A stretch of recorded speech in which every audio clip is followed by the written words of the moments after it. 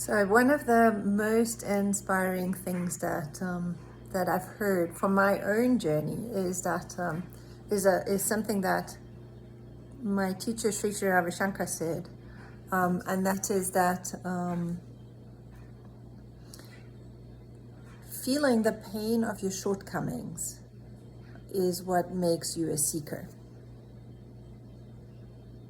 So that to feel the pain of your shortcomings is what makes you a seeker. And I'm sure you can identify with at least one part of that, the feeling, the pain of your shortcomings. I'm sure you've been there. I know I've been there many times. It's what we do. Never quite good enough. And how does that make you a seeker? How does this make you a seeker? It makes you a seeker because you want to move away from it, right? In any, it doesn't matter to what extent you are feeling that pain at this moment in time, but the impetus, the desire is to move away from that pain. And acceptance of going through these emotions is an important part of our growth. But at the same time, also what is important is this impetus to move away from it, to move beyond it, to know how to deal with it. Because this is growth. This is your little piece of human evolution. This is what you carry.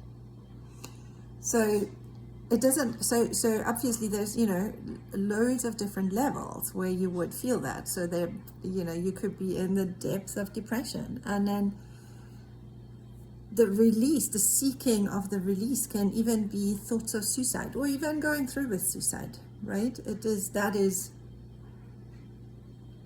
It comes from seeking to get away from the pain of failure, of that pain of life is too hard and I cannot bear it anymore. But also, if you're like just a little overwhelmed at times, the feeling is I want to get away from that. So you might move towards, I'm just going to go and have a drink. I'm just going to go and wedge in front of the TV. I'm not even going to look at work for the whole weekend.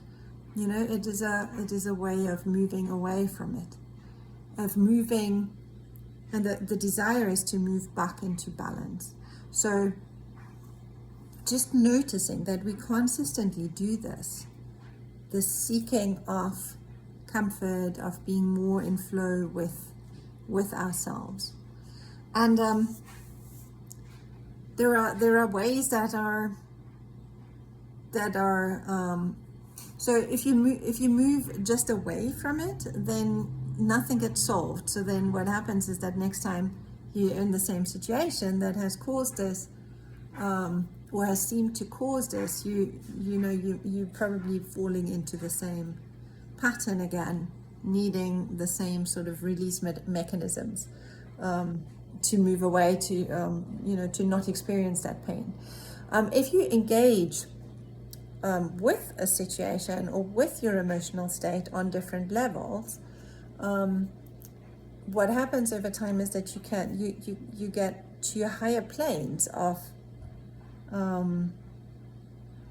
understanding about yourself, of understanding about situations. So then, you can get to a plane of maybe you're a manager or even a director, and still you might still be bothered by those shortcomings here and there. They're probably less.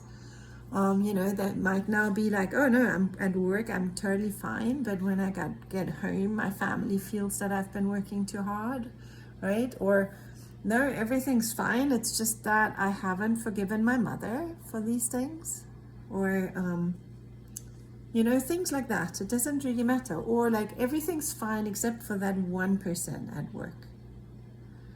So then this piece becomes the piece where we seek. And again, we can seek by moving away from the situation, putting up boundaries, or we can seek trying to become better versions of ourselves by engaging consciously with these situations and trying to heal them. So, trying to understand what is happening there and how can I engage better so that I can unravel, I can, just, be a more professional version of myself, whether that's at home or at work, either way. And this is what the work of Byron Katie offers. This is what the leader's work offers, is the ability to seek consciously this better version, this improvement, this evolutionary spark, I want to say, in yourself, and engage with those places where you still have that feeling of falling short,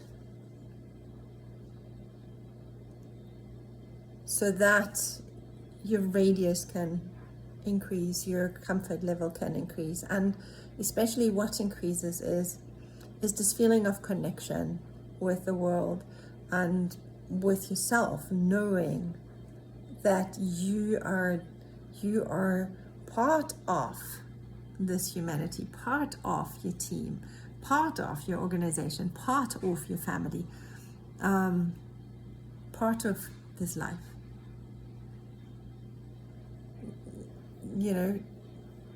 Consistently and consciously lessening that pain of your shortcomings.